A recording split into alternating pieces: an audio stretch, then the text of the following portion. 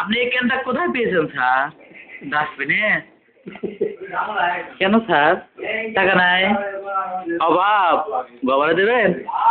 দেবেন না? লোক ডেকে নিয়ে আসি? এলাকার ময় মুরব্বী করে জায়গার এদিকে ওদিকে যাওয়ার জায়গা নাই। কি ডাস্টবিনে পেয়েছেন? এতে তো আমি প্রস্রাব করেছিলাম। এটা কি আপনি খাচ্ছেন? হ্যাঁ স্যার, আইবি নাম্বার দেয় কিন্তু লাস্টে কত, এটাই আমারটা কিনা। আর আমাদের ভাঙ্গা কেন খাচ্ছেন? স্যার স্যার আপনি ভাঙ্গা কেন কোথায় পেয়েছেন? কি খান? প্রস্রাব স্যার, খাচ্ছেন? মুতু কি এত গরম, আপনি ঠান্ডা করে করে খাচ্ছেন? স্যার আপনি হাসছেন স্যার?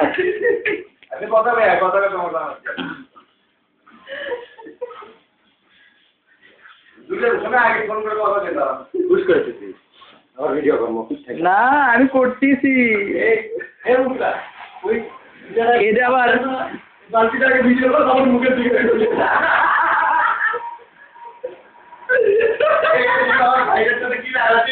স্যার আপনি এখান থেকে কি ওই ক্যানটা কিনে নিয়েছেন? এই সেই ডাস্টবিন না স্যার?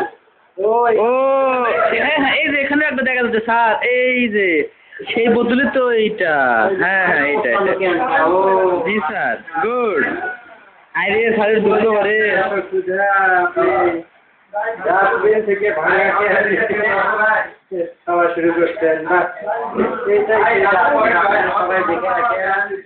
এই যে ডাস্টবিন আর এই সেই ক্যানের বোতল, এই যে ভাঙ্গা মশলার গ্লাস ফালাই দেওয়া হয়েছিল আর উনি আমাদের কাছে যেও না সাথী, ও যেও না সাথী, মমজে চলে গিয়েছে আরেক জায়গায় ঘর দিতে। এটা এখন আমরা ফেসবুকে ছেড়ে দেবো, এটা আমরা এখন গুগলে ছেড়ে দেবো।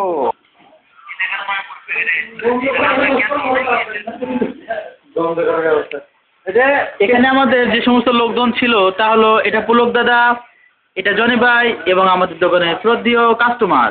এটা আমাদের ঢাকা আন্তর্জাতিক মহাসড়কের মেইন সড়ক, অবশ্য অবশ্য বাইপাস আছে, সেটা আমরা দেখাচ্ছি না।